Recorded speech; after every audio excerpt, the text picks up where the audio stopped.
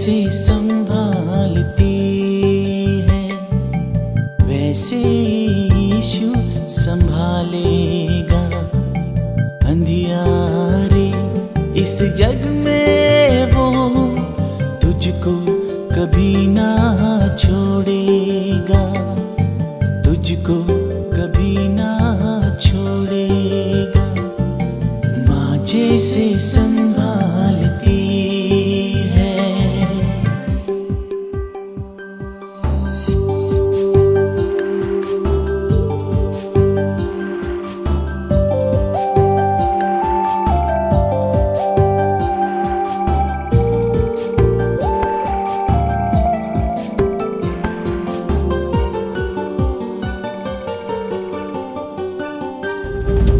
राहों में घर काटे हो, मुसीबत भरा हो सफर,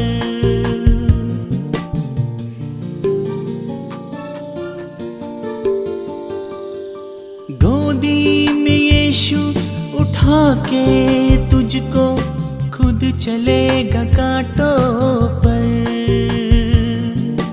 खुद चलेगा कांटों पर, खुद चलेगा कांटों पर। माँ जैसे आंसू पोंछती, हर आंसू यीशु पोंछेगा। तेरी एक हंसी के लिए वो अपना लहू बहा देगा, वो अपना लहू बहा देगा। माँ जैसे संभालती है।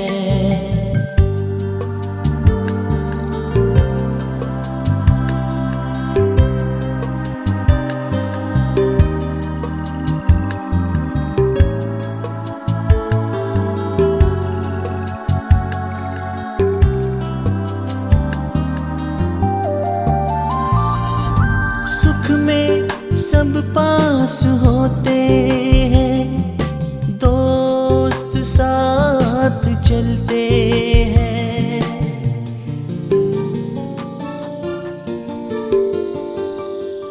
दुख में सब छोड़ जाते हैं, अपने बेगाने बन जाते हैं, अपने बेगाने बन जाते हैं, अपने बेगाने बन जाते हैं। माँ जैसे संग संग रहती है वैसे यीशु संग संग रहेगा। चाहे सुख हो चाहे दुख हो, तुझको कभी ना छोड़ेगा, तुझको कभी ना छोड़ेगा। माँ जैसे संभालती है। हारारिरुम, हारारिरुम, हारा हारारुम, हारारिरुम, हारारिरुम,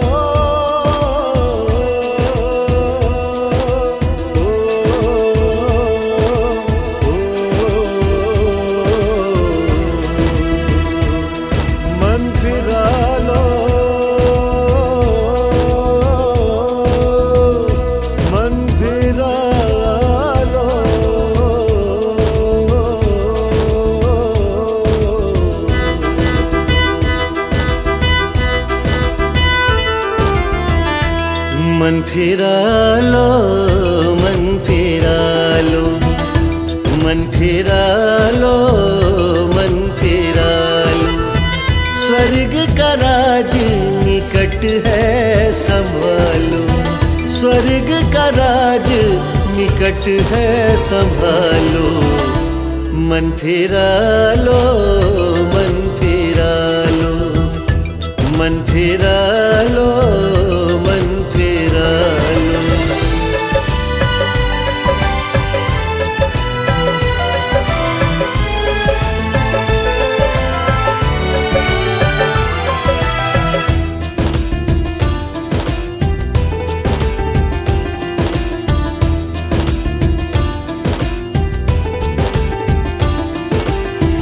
एक दिन जीवन मिट जाएगा, फिर तू बंदे कित जाएगा।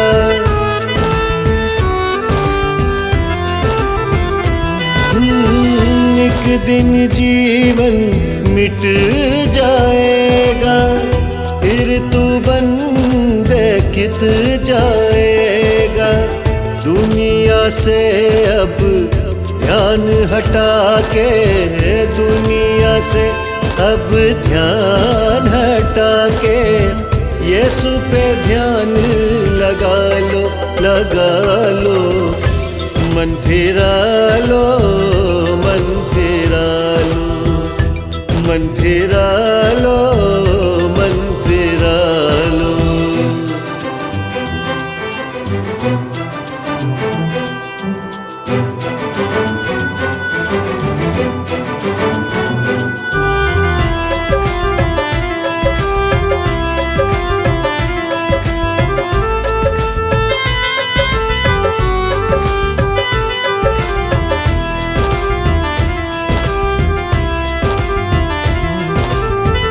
पापों से मिल जाएगी माफी, है मसीह का अनुग्रह ही काफी।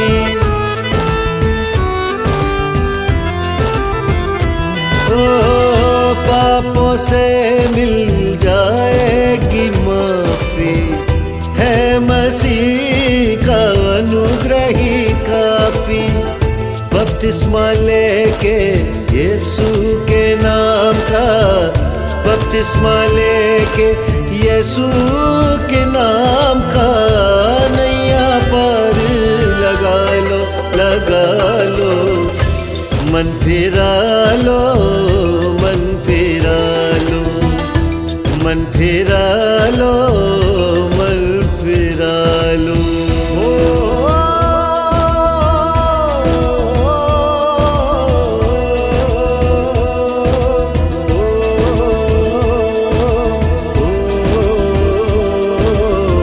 स्वर्ग का राज निकट है संभालो, स्वर्ग का राज निकट है संभालो। मन फिरा लो, मन फिरा लो, मन फिरा लो, मन फिरा लो, मन फिरा लो, मन फिरा लो, मन फिरा लो, मन फिरा लो, मन फिरा लो, मन फिरा लो, मन फिरा लो, मन फिरा लो।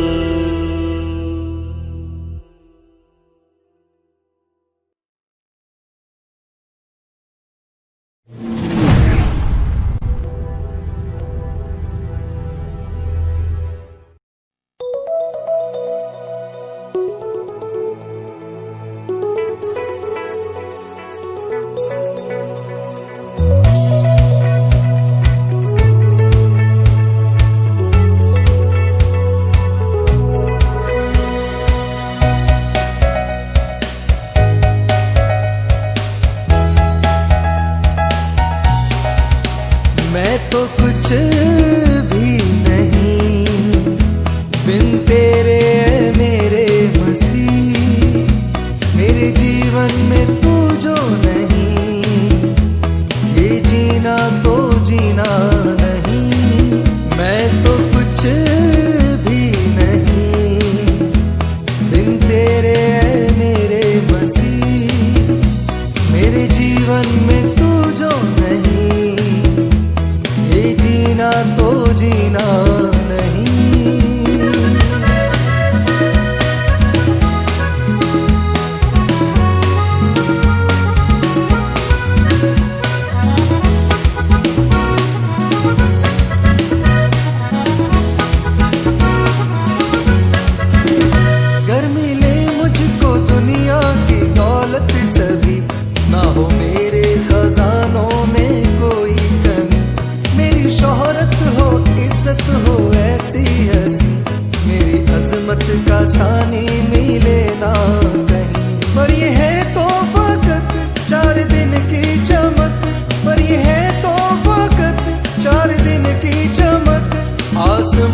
खजाने नहीं, मैं तो कुछ भी नहीं बिन तेरे मेरे मसीह। मेरे जीवन में तू जो नहीं, ये जीना तो जीना नहीं।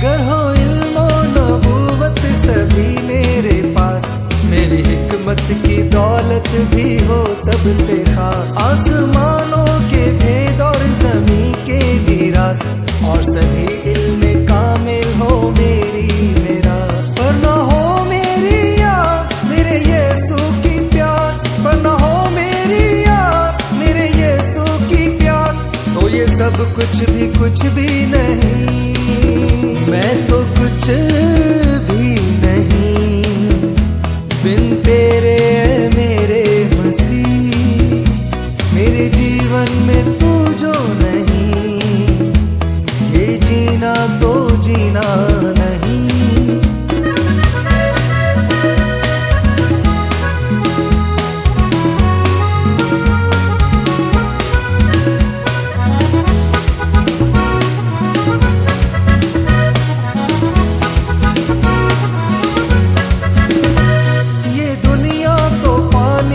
सबके लिए, बादशाह के लिए क्या गधा के लिए, कल जो थे सूरमा इस जहां के लिए, खाक में दफन है वो सदा के लिए। जो था मिट ना सका नाम यीशु तेरा, जो था मिट ना सका नाम यीशु तेरा, इसके आगे तो कुछ भी नहीं, मैं तो कुछ भी नहीं बिन तेरे मेरे मसीह। मेरे जीवन में तू जो नहीं, ये जीना तो जीना नहीं।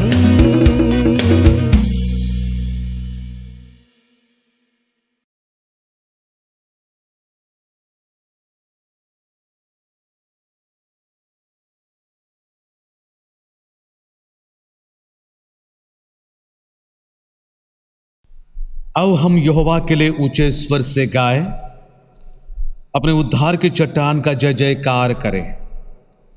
हम धन्यवाद करते हुए उसके सम्मुख आए और भजन गाते हुए उसका जय जयकार करें, क्योंकि यहोवा महान ईश्वर है और सब देवताओं के ऊपर महान राजा है।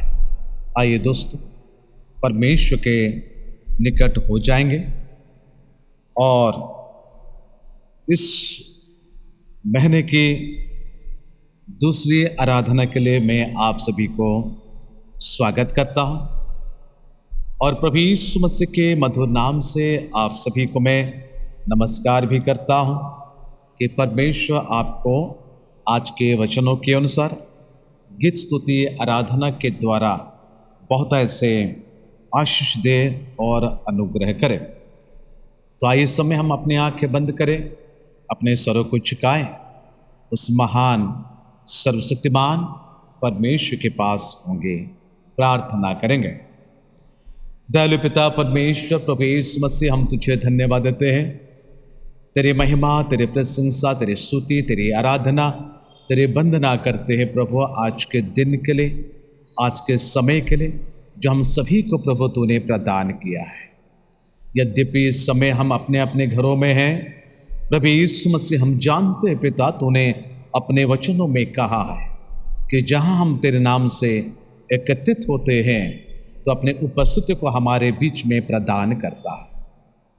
उस विश्वास से प्रभु आज के आराधना में जितने हम एकत्रित हुए हैं अपने अपने घरों में, प्रभु यीशु मसीह मैं प्रार्थना करता हूँ हर एक को तू आशीर्वाद कर, तू अनुग्रह कर। मेरे जीवित परमेश्वर प्रभु यीशु मसीह, बीते दिनों की पाप अपराधों को तूने क्षमा किया है और प्रभु यीशु मसीह आज के दिन में तेरे समीप होने के लिए तूने मौका दिया है। प्रभु यीशु मसीह हम प्रार्थना करते हैं प्रभु, हमारे परिवार के लोग जो बाहर में रहते हैं उन सभी को भी तू आशीष दे। और प्रभु यीशु मसीह जितने प्रभु आज इस आराधना में शामिल हुए हैं, चाहे हमारी कलीसिया के हो, बाहर के कलीसिया के हो या अन्य जाति के भाई और बहन, अगर इस आराधना में शामिल हुए हैं, हर एक को प्रभु तो आशीर्वाद कर, तू अनुग्रह कर, उनके जिंदगी में आज के वचन काम करे, उनके जिंदगी में आज की आराधना प्रभु आनंद को लेकर आए, ब्लेसिंग को लेकर आए।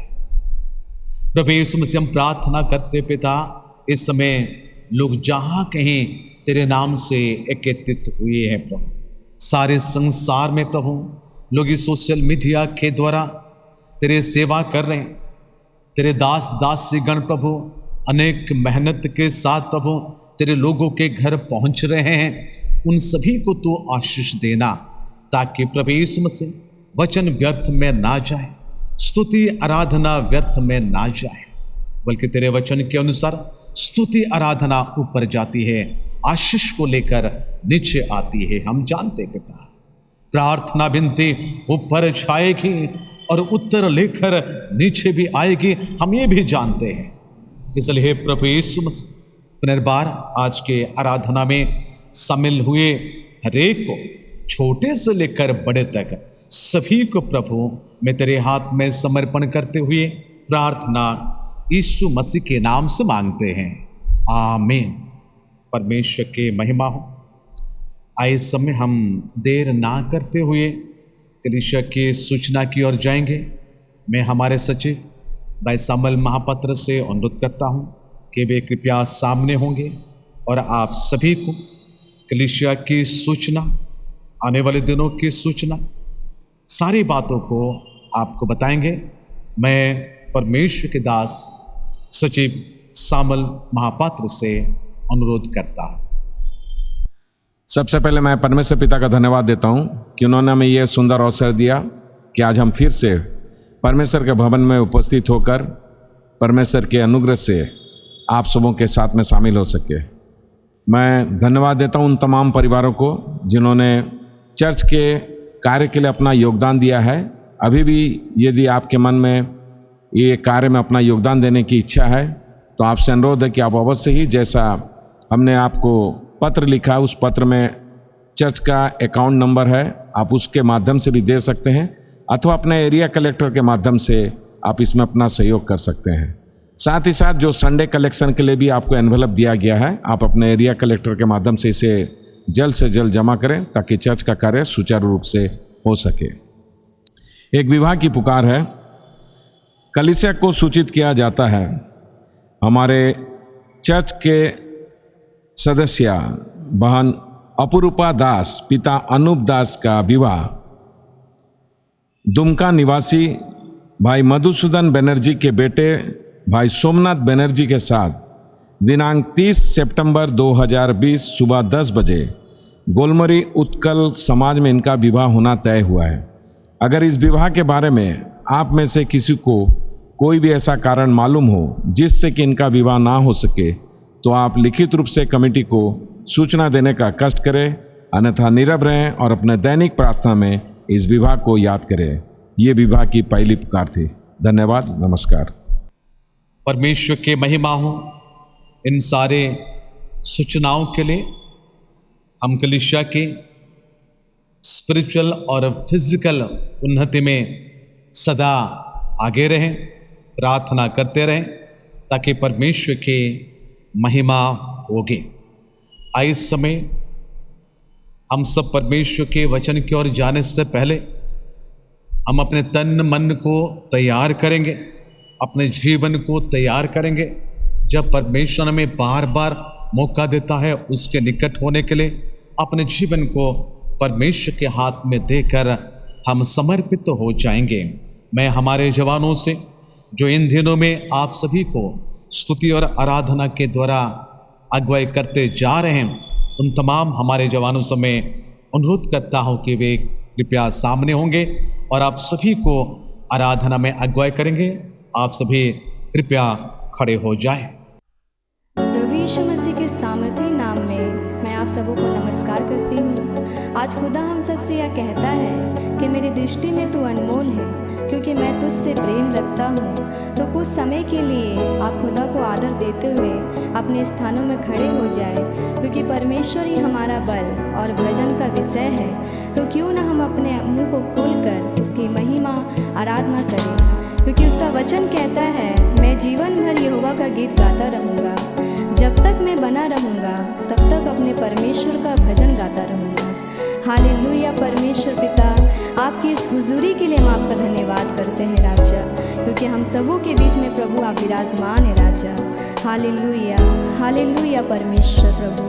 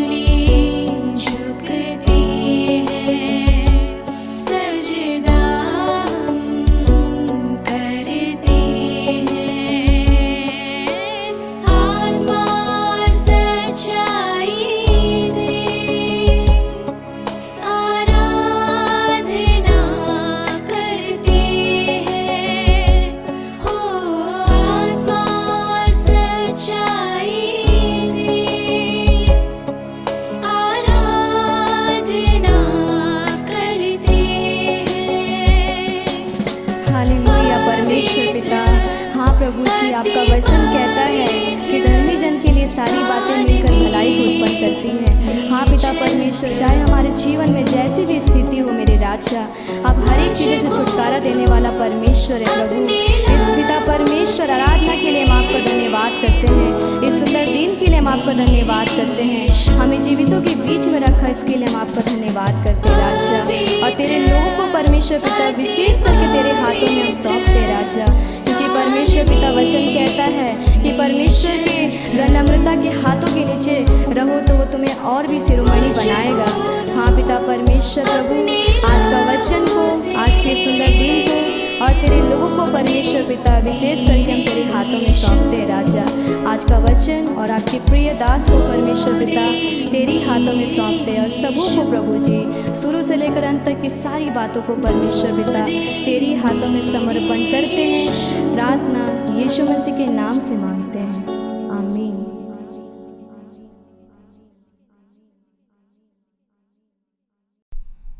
परमेश्वर की महिमा हो।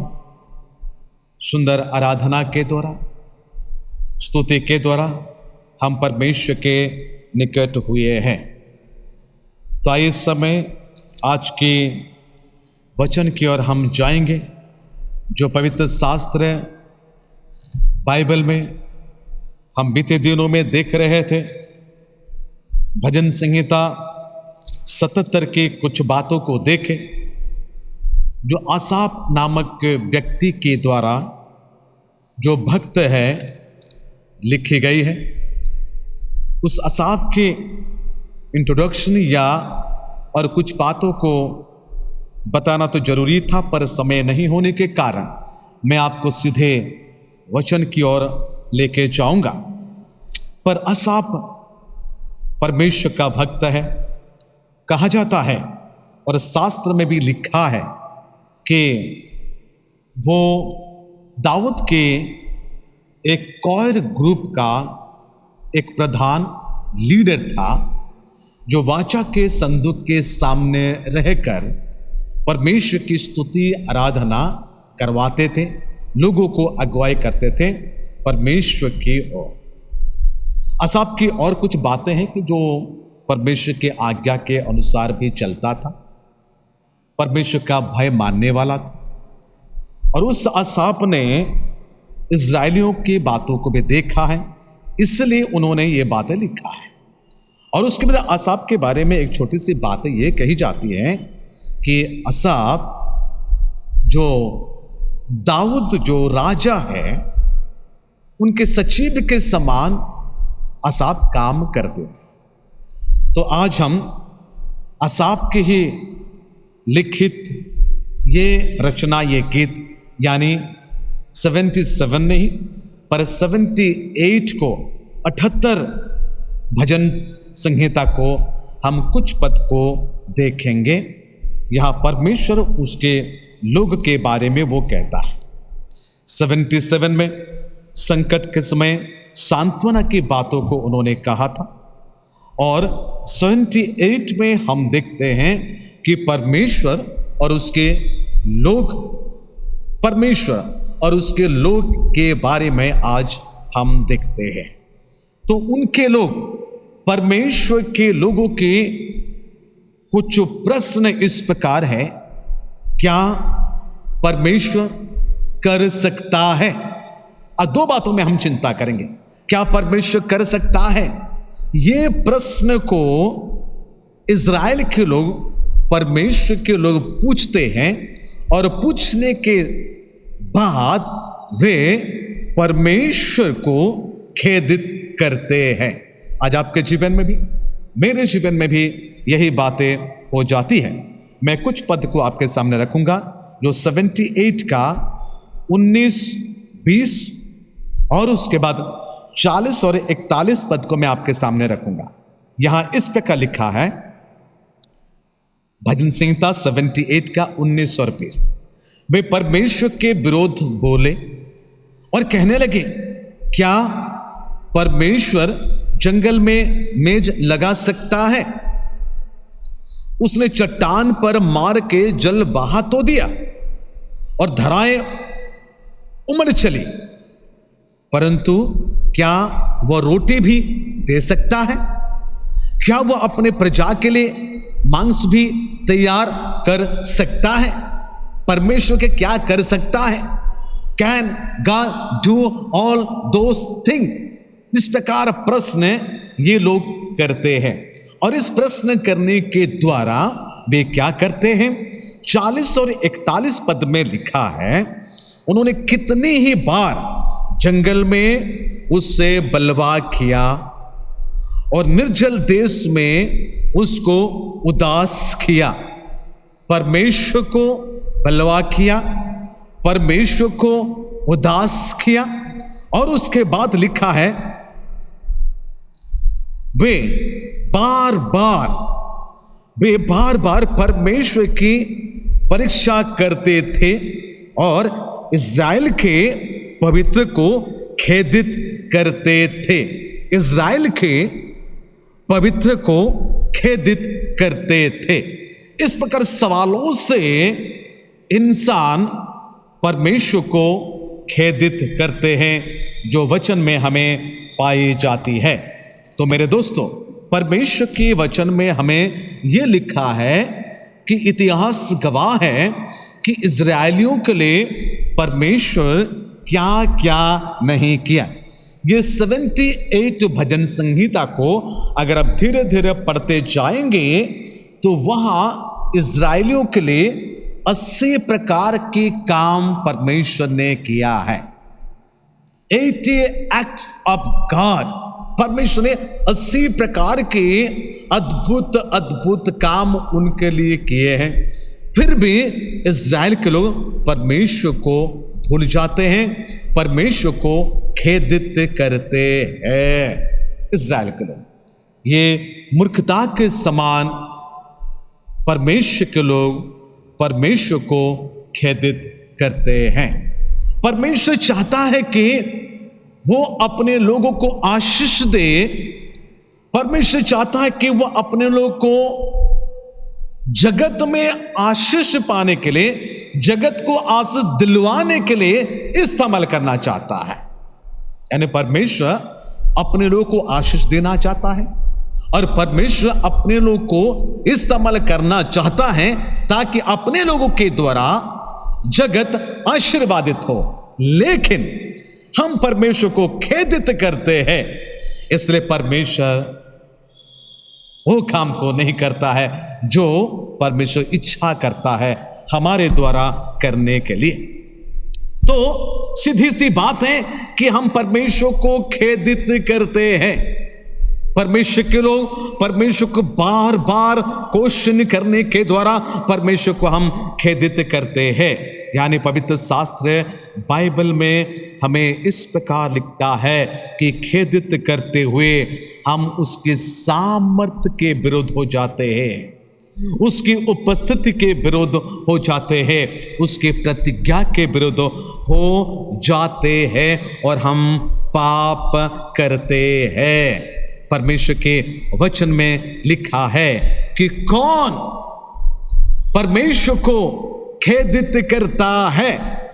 इनके उत्तर में अगर आप पढ़ोगे भजन संहिता 78 का एक पद के अनुसार, 78 भजन संहिता एक पद के अनुसार, हे मेरे लोगों मेरी शिक्षा सुनो, मेरे वचनों की ओर कान लगाओ। 2 पद में, मैं अपना मुंह नित्य वचन कहने के लिए खोलूंगा, मैं प्राचीन काल के गुप्त बातें कहूंगा। यानी यहां परमेश्वर के वचन में आसाफ ने, जो किंग डेविड का सचिव माना जाता है, वाचा के संदूक में रहकर गीत गाने वाला एक कोर लीडर है, उन्होंने यह कहता है, हे मेरे लोगों मेरी शिक्षा सुनो। बाइबल में बता रहे हे मेरे लोग, यानी अपने लोगों के बारे में कहा जाता है। इज़राइलियों के लिए कहा जाता है कि वे परमेश्वर को खेदित किए हैं। अपने लोगों के बारे में, यानी कलीसिया के लोगों के लिए यह कहा जाता है कि तुम मुझे खेदित करते हो। क्रिश्चियनों को कहा जाता है, चाहे आप नामधारी क्रिश्चियन हो या वास्तविक क्रिश्चियन हो, आपसे भी कहा जाता है कि तुम परमेश्वर को खेदित करते हो। क्यों ना? पवित्र शास्त्र बाइबल में लिखा है, अगर मेरी प्रजा के लोग, जो दूसरा इतिहास 7:14 को आप अच्छी रीति से जानते हैं, अगर मेरे प्रजा के लोग, उनके प्रजा उनको खेदित करते हैं, यानी इज़राइल के लोग, यानी कलीसिया के लोग, यानी क्रिश्चियन के लोग, विश्वास करने वाले, वे ही उसको खेदित करते हैं। यानी बाहर के लोग नहीं हैं, भीतर के लोग हैं। आप भीतर के लोग हैं, आप परमेश्वर के लोग हैं। आपके कई कामों के द्वारा, कई बातों के द्वारा शायद आप परमेश्वर को खेदित करते हैं।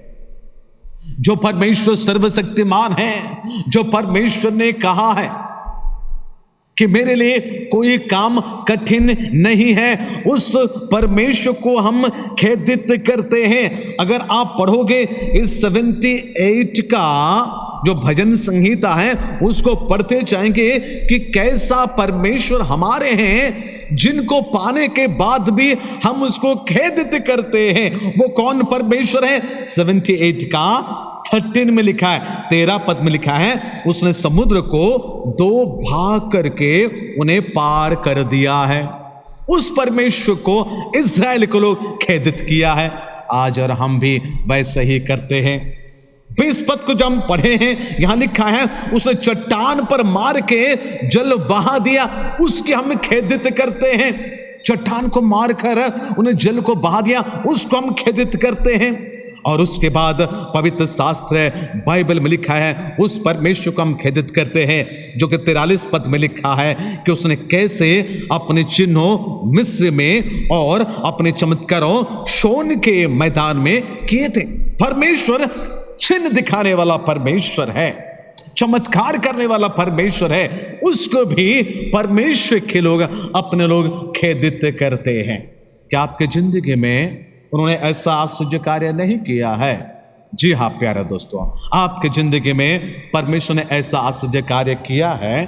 फिर भी आप और मैं केवल इज़राइल की बातें ही ना कहे, पर हम जो आत्मिक इज़राइल हैं, वी आर द स्पिरिचुअल इज़राइलिट्स, हमने ये पाप को करते जा रहे हैं कि परमेश्वर आपके प्रति, मेरे प्रति उनके दया, उनके करुणा, उनके अनुग्रह, उनके कृपा बहुतायत से है, फिर भी हम उसको खेदित करते हैं। अंग्रेजी में लिखा है, we limit the holy one, हम उसको खेदित करते हैं जो कि पवित्र को, यानी इज़राइल के पवित्र को खेदित करते हैं। कौन कौन सी बातों में हम परमेश्वर को खेदित करते हैं, मैं थोड़ी सी बातों में आपको रखना चाहता हूं।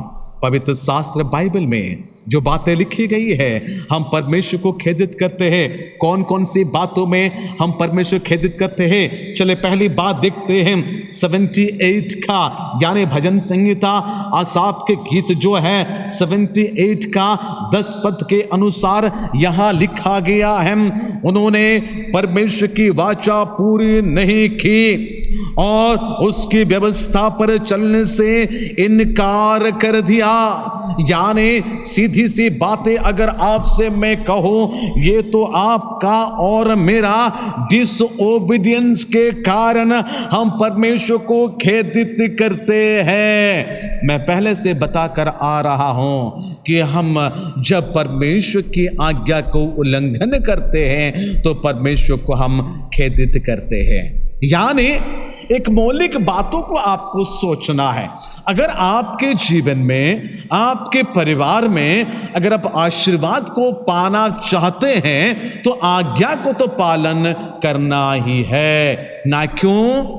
बाइबल में व्यवस्था विवरण किताब उसके 28 को मैं हर समय लोगों से कहता हूं, अगर उसको पढ़ते जाएंगे तो व्यवस्था विवरण 28 में मानेंगे तो 28 ब्लेसिंग आपके प्रति हो जाएंगे। अगर नहीं मानेंगे तो 28 का 2 गुना यानी 56 दंड आपके प्रति आ जाएंगे। आप घर में पढ़िएगा, उस 28 अध्याय की व्यवस्था विवरण को पढ़िएगा, 1 से लेकर 14 तक पढ़िएगा। वहां मानने के द्वारा 28 प्रकार के आशीर्वाद की बातें लिखी जाती है। 15 पद से पढ़ते जाएंगे तो ना मानने के कारण, आज्ञा उल्लंघन के कारण जो दंड मिलती है वहां भी लिखा है करीबन 56 टाइम्स।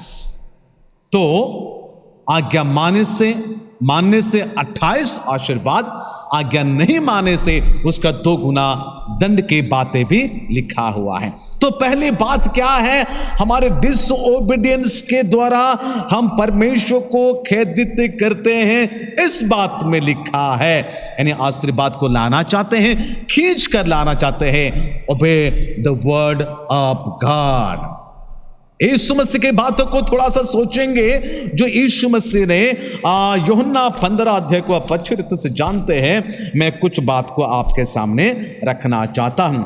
यूहन्ना 15 का 7 पद में लिखता है, यूहन्ना 15 का 7 में लिखा है, यदि तुम मुझ में बने रहो और मेरा वचन तुम्हें बना रहे तो जो चाहो मांगो वह तुम्हारे लिए हो जाएगा। प्रभु यीशु मसीह ने ये बातें कहा, यदि तुम मुझ में बने रहोगे, मेरा वचन तुम्हें बना रहेगा तो जो कुछ भी तुम मांगोगे तो तुम्हारे लिए हो जाएगा। अभी थोड़ा सोच लीजिएगा, अपने दिल को तो देख लीजिएगा। भजन संहिता 139 का 23 और 24 पद के अनुसार देखिएगा कि आपके दिल में क्या है, आपके जीवन में, आपके दिल में क्या है। परमेश्वर का वचन है ना, और कुछ वचन है आपके जिंदगी में। हाँ प्यारे दोस्तों, बाइबल बता रहे हैं, यदि तुम मुझ में बने रहोगे और मेरा वचन तुम में बना रहेगा तो जो कुछ भी तुम मांगोगे तो तुम्हारे लिए वो हो जाएगा। 10 पद में क्या लिखता है?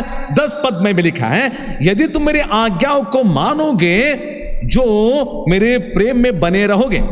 लिखा है, यदि तुम मेरी आज्ञा को मानोगे तो तुम क्या होंगे? मेरे प्रेम में बने रहोगे, जैसा कि मैंने अपने पिता की आज्ञा को माना है और उसके प्रेम में बना रहता हूं। सीधी सी बातें हैं। यानी यीशु मसीह अपने पिता की आज्ञा को मानते हुए उसमें बना कर रहा 33.5 ईयर्स, 33.5 साल तक वो परमेश्वर की आज्ञा को मानता रहा। इसलिए क्रूस के ऊपर रहकर भी उन्होंने कह दिया, पिता से ही कहा, पिता इन्हें क्षमा कर, क्योंकि वे नहीं जानते कि वे क्या करते हैं। अगर यीशु चाहा होता तो अपनी ओर से दे देता, लेकिन ऐसा क्यों नहीं किया? पिता की आज्ञा को पालन करने के लिए वो आया था प्यारे दोस्तों। इसलिए पिता से बना रहा, इसलिए आखिरी में 3रा दिन में वो जी उठा है। तो बाइबल यहां बता रहे हैं, यदि तुम मेरे आज्ञा को मानोगे तो मेरे प्रेम में बने रहोगे, नहीं तो नहीं रहोगे। संसारिक प्रेम में आप आकर्षित हो जाएंगे। 14 पद में क्या लिखता है? 14 पद में लिखा है, यानी यूहन्ना 15 का 14 में लिखा है, जो आज्ञा मैं तुम्हें देता हूं यदि उससे मानो तो तुम मेरे मित्र हो। प्यारे दोस्तों, ये 3 बातें, अगर तुम मुझ में बने रहोगे, मेरा वचन तुम्हें बना रहेगा, जो कुछ भी तुम मांगोगे तुम्हें दे दिया जाएगा। 10 पद में लिखा है, तुम मेरी आज्ञा को मानोगे, तुम मुझ में बने रहोगे जैसा मैं पिता के साथ रहता हूं। यीशु से बने रहने का मतलब है उसकी आज्ञा को पालन करना है। तीसरी बात है, अगर उसको मित्र होना चाहते हो तो उसकी आज्ञा को पालन करना है। ओबीडियंस, बाइबल बता रहे हैं, obedience is better than sacrifice. इसलिए यीशु मसीह ने अपने चेलों से भी कह दिया, मत्ती रचित सुसमाचार में बड़े सुंदर बातें हमें देखने के लिए मिलता है। आखिरी अध्याय के आखिरी पदों में लिखा है, 19 और 20 में लिखा है, 28 का 19 मत्ती लिखा है, इसे तुम जाओ। परमेश्वर का वचन में यह कहा जाता है कि तुम जाओ। यीशु मसीह ने अगर 10 कोढ़ियों को कहता है कि जाओ, जाते जाते वे चंगे पाए जाते हैं। यीशु मसीह ने कहा कि जाओ, सिलोकुंड में धोकर आ जाना, वो जाते हैं और वो चंगाई को पाता है।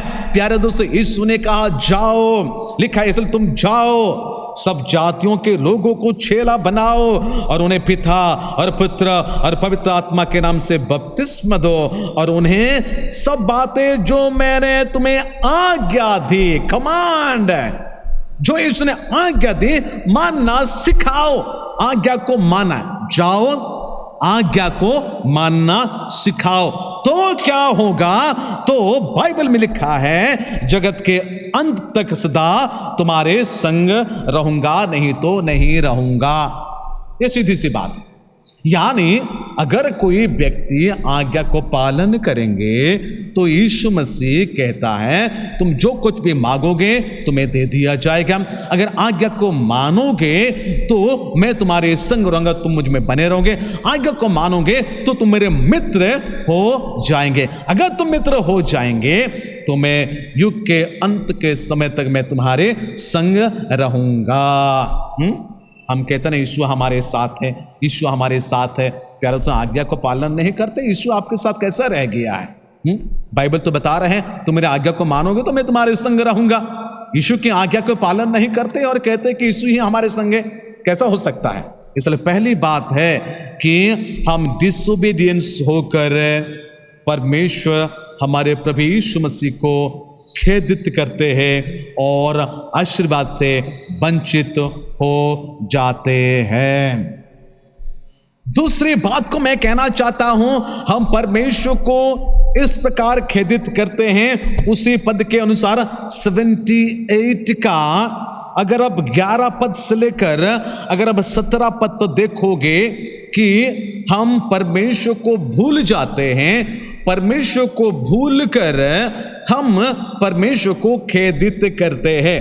पहली बात है, परमेश्वर कैसे भूलते हैं? आप देख सकते हैं मेरे साथ, जो परमेश्वर का उन तमाम वचनों के अनुसार लिखा है। 12 पद में लिखा है। 12 पद में क्या है? उसने तो उनके बाप दादों के सम्मुख मिस्र देश के सोने के मैदान में अद्भुत कर्म किए थे। इसको भूल जाते हैं क्योंकि 11 पद में लिखा है, हमने भूल गए करके लिखा है, यहाँ उनको भुला दिया करके लिखा है 11 पद में। 11 पद को मैं पढ़ूंगा, लिखा है उन्होंने उसके बड़े कामों और जो आश्चर्य कर्म उसने उनके सामने किए थे उनको भुला दिया है। तो क्या क्या काम को भुला दिया है? यहां 12 पद में लिखा है, उसने तो उनके बाप दादों के सम्मुख मिस्र देश के सोने के मैदान में अद्भुत काम करके उनको छुड़ा कर लेकर आया, उसको भी भुला दिए हैं। 13 पद में क्या लिखता है? उसने समुद्र को 2 भाग करके उन्हें पार कर दिया और जल को ढेर के समान खड़ा कर दिया है। यानी जल को 2 तरफ से गाड़ के समान रखा था, जब तक इस्राएल के लोग उस लाल समुद्र से होकर पार नहीं हो जाते। कितना समय लगा वो तो बताया नहीं जाता है, लेकिन 6 लाख पुरुष उस जल में नहीं है, खाली स्थान में भी चलेंगे, कितना समय लगेगा? उनके स्त्रियां भी होंगे, उनके बच्चे भी होंगे और उनके दास दासियां भी होंगे, इनके गाय बैल जितने भेड़ बकरी सब कुछ होंगे, कई प्रकार सामान को ढोए होंगे और वे चल रहे होंगे। और सारी बातों में कितने समय लगा होगा? ये लाल समुद्र को पार करने के लिए इतने जन, उतना समय तक परमेश्वर ने दोनों तरफ से समुद्र के पानी को दीवार के समय रख दिया था, उसको भी भूल गए तुमने? क्या बात है? परमेश्वर ने छुड़ाया है, डिलीवर किया है, उसको तुमने भूल गया है। परमेश्वर ने गाड़ करके लेकर आया, उसको तुमने भूल गया है। 14 पद में लिखता है, उसने दिन को तो बादल के खंबे से और रात भर अग्नि के प्रकाश के द्वारा उनकी अगुवाई की है। रात में भी परमेश्वर ने अगुवाई की है, यानी परमेश्वर गाइडेंस को भी आप भूल जाते हैं। यानी इज़राइल को लोग जिस प्रकार परमेश्वर के जो छुड़ौती है, परमेश्वर ने जो छुड़ाया है, उसको भी भूल गए हैं। परमेश्वर कैसे गार्ड के समान सुरक्षा करके लेकर आया है, उसको भी भूल गए हैं। परमेश्वर आपको कैसे गाइड करता है दिन प्रतिदिन, उसको भी आपने भूल गए हैं। यानी एक भुलक्कड़ आत्मा इज़राइलियों के जिंदगी में है और आज अपने लोगों की जिंदगी में है।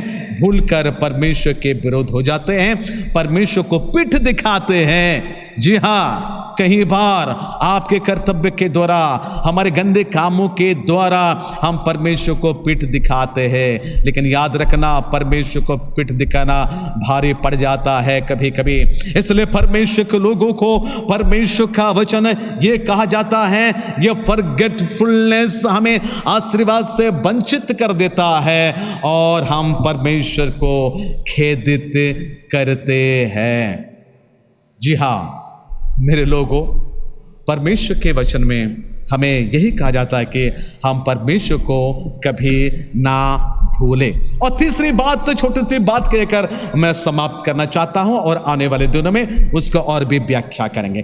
तीसरी बात यह है, हमारे अनबिलीव के द्वारा, हमारे अविश्वास के कारण हम परमेश्वर को खेदित करते हैं। यानी वही 78 का 19 और 20 को हमने देख रहे थे, क्या लिखा है, वे परमेश्वर के विरुद्ध बोले, क्या बोलते हैं, और कहने लगे क्या परमेश्वर जंगल में मेज लगा सकता है, जंगल में रोटी दे सकता है, खाने के लिए दे सकता है। आज तक परमेश्वर ने आपको संभाला है, लॉकडाउन का इतना दिन हो गया है, सारी बातों के परमेश्वर प्रबंध करता है, सारी बातों के परमेश्वर प्रबंध कर रहे हैं। फिर भी इजरायली के समान हम भी यही कहते हैं, क्या परमेश्वर जंगल में मेज लगा सकता है? और उसके बाद क्या कहता है, ये लोग क्या कहते हैं, वो तो चट्टान को मारकर जल को तो बहा दिया, धाराएं तो उमड़ने लगी हैं। उसके बाद क्या वो रोटी भी हमें दे सकता है? क्या जंगल में मेज लगा सकता है? क्या हमें वो रोटी दे सकता है? क्या अपने प्रजा के लिए मांस भी वो दे सकता है? इस प्रकार के सवाल को करते करते वे परमेश्वर को क्या के खेदित किए हैं। और उसके बाद अगर मैं पढ़ूंगा 22 पद के अनुसार, 32 पद के अनुसार अभी अगर पढ़ते हैं, वे इतने 22-32 में लिखा है, इतने पर भी वे और अधिक पाप करते गए और परमेश्वर के आश्चर्य कर्मों की प्रतीति ना की है, विश्वास ना की है। 22 पद में लिखा है, इसलिए कि उन्होंने परमेश्वर पर विश्वास नहीं रखा था, यानी अनबिलीव, अविश्वास। जी हाँ प्यारे दोस्तों, किन किन बातों से हम परमेश्वर को अविश्वास करते हैं हम जानते ही हैं, और ये अविश्वास हमारे जिंदगी को, हमारे परिवार को पैरालाइज कर देता है। अनबिलीवनेस, जो मसीह विश्वासी अगर आप है, अगर आप अविश्वासी होकर जीवन को बिताएंगे तो याद रखना, ये अविश्वासी होकर जीवन बिताना आपके जिंदगी के लिए, आपके परिवार के लिए खतरा है। इसलिए यीशु मसीह ने तो कह दिया, अगर तुम्हारे विश्वास राई के दाना के बराबर, नसरत के लोग विश्वास नहीं किया है, इसलिए केवल थोड़े थोड़े आश्चर्य कार्य करते हुए यीशु मसीह वहां चल पड़े। अगर आप भी नासरत के समान होंगे, हाँ यीशु मसीह वहां पाला पोसा बड़ा है, यीशु मसीह आपके जिंदगी में, आपके परिवार में है, कहते हैं यीशु हम में है, कहते हैं। अगर आप अविश्वासी होकर जीवन को बिताते रहेंगे तो नासरत के समान थोड़े से आश्चर्य कार्य आपके परिवार में हो सकता है, लेकिन जितने आश्चर्य कार्य वो दूसरे जगह में किया है, अपने जगह में जहां पाला पोसा भरा है, उसी जगह में यीशु मसीह इतना आश्चर्य नहीं किया है जहां वो पाला पोसा भरा था। याद रखना मसीह विश्वासी, कि अगर आप अविश्वासी होकर जीवन को बिताएंगे तो आपके जिंदगी में यीशु मसीह इतना बड़ा बड़ा आश्चर्य कार्य नहीं करेगा। यीशु मसीह को संपूर्ण मात्रा से विश्वास करना है, संपूर्ण मात्रा में भरोसा रखना है। विश्वास तो भूत भी करता है, यानी भूत प्रेत भी विश्वास करते हैं, पर उनके विश्वास और आपके विश्वास में तो फर्क होना चाहिए। फर्क यह है कि आपको यीशु पर भरोसा रखना चाहिए, जो कि भूत प्रेत शैतान यीशु के पर भरोसा नहीं रखते हैं। यानी आपके विश्वास भरोसा के योग्य विश्वास होना चाहिए, जिसमें परमेश्वर आपको बहुत ऐसे आशीष देंगे, अनुग्रह करेंगे। आइए प्यारे दोस्तों, हम अपनी आंखें बंद करें। अगले हफ्ते उसका और कुछ अंश को हम देखेंगे। पर आसाफ जो भक्त है, आसाफ जो लिख रहे हैं, मेरे लिए और आपके लिए है। हम परमेश्वर को खेदित ना करें और परमेश्वर से बार बार ये प्रश्न ना करें, क्या परमेश्वर कर सकता है, क्या परमेश्वर ये कर सकता है, वो कर सकता है, ये कर सकता है। इस प्रकार सवाल करके हम परमेश्वर को खेदित ना करें। अपनी आंखें बंद रहे, हम परमेश्वर से प्रार्थना करेंगे। मेरे महान जीवित परमेश्वर प्रभु यीशु मसीह, मैं तुझे धन्यवाद देता हूँ, तेरी महिमा करता हूँ, तेरी प्रशंसा करता हूँ, तेरी तारीफ करता हूँ आज के दिन के लिए। प्रभु तेरे लोगों को तू बहुत ऐसे आशीष दे और तू अनुग्रह कर। आज के वचन के अनुसार वे कभी भी प्रभु तुझे खेदित ना करें। उनके आचार व्यवहार, उनके चाल चलन, उनकी बोली, उनके रहन सहन के द्वारा गैर मसीहों के बीच में रहते हैं। हम कभी भी प्रभु तुझे हम खेदित ना करें। तुझे खेदित करने के द्वारा कई प्रकार के आशीर्वाद से हम वंचित हो जाते हैं और हमारे द्वारा जो जगत को आशीर्वाद मिलने चाहिए वो नहीं दे पा रहे हम। हे प्रभु, मैं प्रार्थना करता हूं कि तेरे लोग प्रभु जो तेरे कहलाते हैं, प्रभु यीशु मसीह, उन सभी को तू आशीर्वाद करना, अनुग्रह करना, दया करना। प्रभु तेरे लोग इन दिनों में अपने अपने घरों में तेरे सेवा करते हैं, गिरजा के भवन में नहीं आ पाते हैं। प्रभु यीशु मसीह, जब तक वे गिरजा के भवन में नहीं आ जाते तब तक प्रभु संपूर्ण प्रभु तैयार तो उनको कर देना। इस्राएल लोग जिस प्रकार खेदित करते हैं वे कभी भी तुझे ना करें। संपूर्ण मन को तैयार करते हुए वे तेरे भवन को भी आएंगे, अपने तन मन प्राण धन को देते हुए वे तेरे पास आएंगे। तो वैसा ही शिक्षा देना। प्रभु यीशु मसीह, मैं प्रार्थना करता हूं हमारे कलीसिया के बुजुर्ग माता पिता के लिए, उन सभी को तू आशीष दे, तू अनुग्रह कर। कहीं परिवारों में प्रभु वायरल फीवर चल रहा है, यीशु मसीह तो अपने उपस्थिति को तू देकर हर एक के परिवार के उस बुखार को, उस ज्वर को तू नियंत्रण कर लेना। अगर कोई कोविड-19 से संक्रमित है, प्रभु यीशु मसीह, मैं उन सभी को भी तेरे हाथ में सौंपता हूं। तेरे लिए कोई काम कठिन नहीं है। प्रभु यीशु मसीह, प्रार्थना करता हूं सारी बातें तेरे लिए संभव है, क्योंकि तू कल था, आज भी रहेगा, आने वाले कल भी तू युगानुयुग एक सा रहेगा। इसलिए इज़राइल का परमेश्वर तू हमारे परमेश्वर है। इसलिए उन सभी को जो कोविड-19 में संक्रमित है, अपने हाथ को बढ़ाकर प्रभु तू चंगा कर दे। तेरी इच्छा प्रभु, हमारी इच्छा नहीं। कई परिवारों में कई प्रकार की समस्या है, उन सारे समस्या, उन सारे तकलीफ कष्ट से प्रभु तो उनको छुटकारा प्रदान करना, जैसे तूने इज़राइलियों को मिस्र से छुटकारा दिया था। जिस बंधन से तेरे लोग बांधे हुए हैं, हो सकता है उनके बेरोजगारी, हो सकता है उनकी डिप्रेशन, हो सकता है उनकी बीमार, हो सकता है उनके पारिवारिक कलह, हो सकता है उनकी पति पत्नी की लड़ाई झगड़े, हो सकता है बच्चों की अनाज्ञाकारिता, हो सकता है और कुछ भी। सारी बातों के लिए मैं प्रार्थना करता हूं प्रभु, उन सभी को तू छुटकारा प्रदान करना, ताकि तू जो सर्वशक्तिमान परमेश्वर है वे सदा तुझे ही धन्यवाद देंगे, तेरे महिमा करेंगे, तेरी ही सेवा करने लगेंगे। हम प्रार्थना करते पिता परमेश्वर हमारे देश के लिए।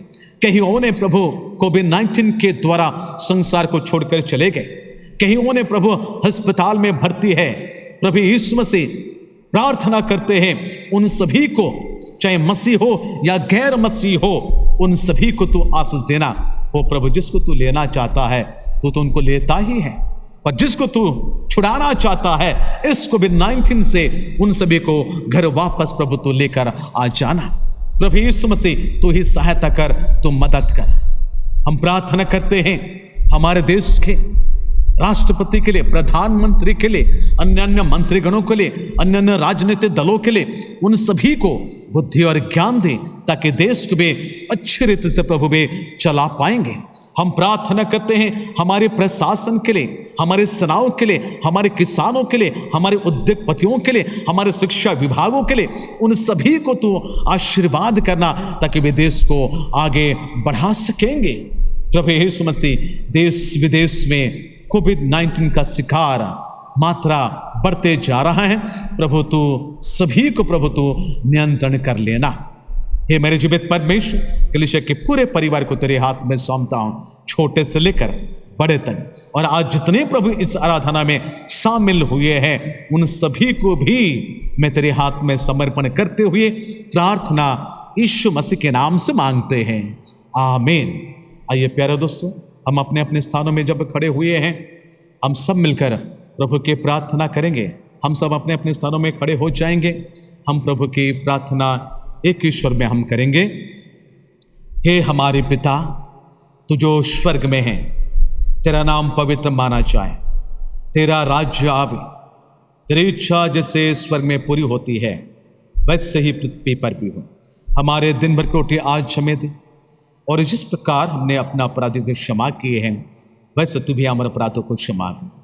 हमें परीक्षा में ना ला, परंतु बुराई से बचा, क्योंकि राज, पराक्रम, महिमा सदा तेरी है, आमीन।